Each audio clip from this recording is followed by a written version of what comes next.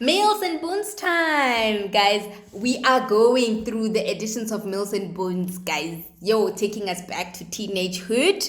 Remember, these were the books that they were my favorite pastime back in the years.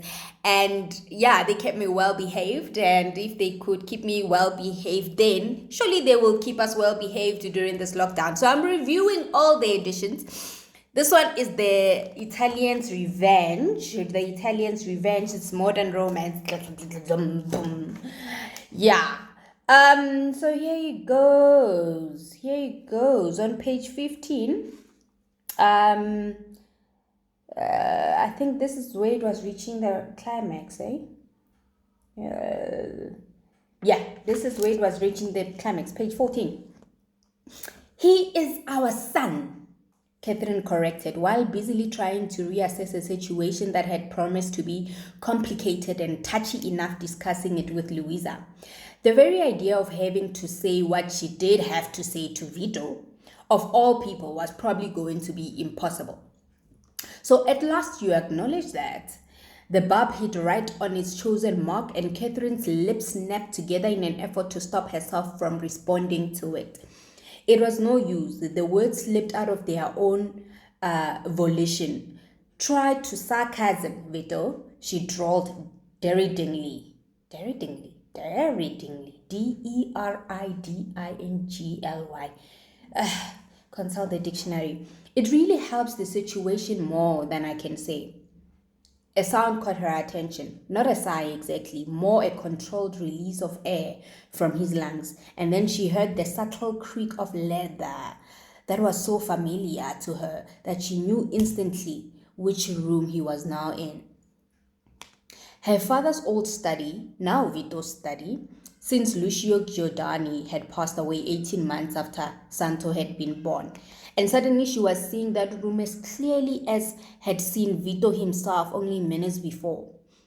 Seeing its size and its shape and its old-fashioned elegance, the neutral colored walls, the richly polished floor, the carefully selected pieces of fine Renaissance furniture, including the desk Vito was sitting behind. Are you still there? Yes, she replied, having to blink her mind back into focus again. Then you will please tell me what problem Santino has before I lose my patience. This time she managed to control the urge to retaliate to his frankly provoking tone. He's been having problems at school. She decided that was a good place to start as any. It began weeks ago, just after his last visit with you over there. Which in your eyes makes it my fault, I presume. I didn't say that, she denied, though she knew she was thinking it. I was merely attempting to fill you in with what has been happening. Then I apologize, he said. Liar, she thought, heaving in a deep breath in an attempt to iron out any hint of accusation from her tone, though that wasn't easy given the circumstances.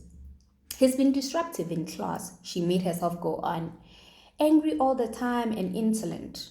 She didn't add that Santo had been the same with her because that wasn't important and would only confuse the situation.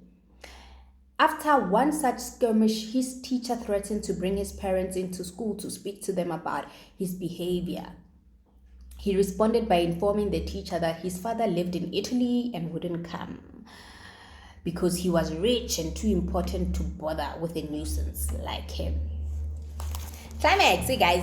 No, this is the first climax. You know, it goes like, it slams and then it booms. And before the booming, there's, that climax to keep you in suspense. So, it's a vengeful husband, Catherine, who knows Vito. Her soon-to-be ex-husband has never forgiven her for ending their marriage and leaving Italy with their little son. Now, when she confronts Vito about his plans to remarry, he doesn't give anything away. Instead, seizing the advantage, he demands that Catherine returns to Naples to resume her role as a wife and mother. Their son, whom they both adore, will have his parents back together again, and Vito will finally have the revenge he's been waiting for. Yeah, just somewhere between a thriller and a romance. Love it. Love it. Yeah. Seduction and passion in this book is definitely guaranteed. I loved it.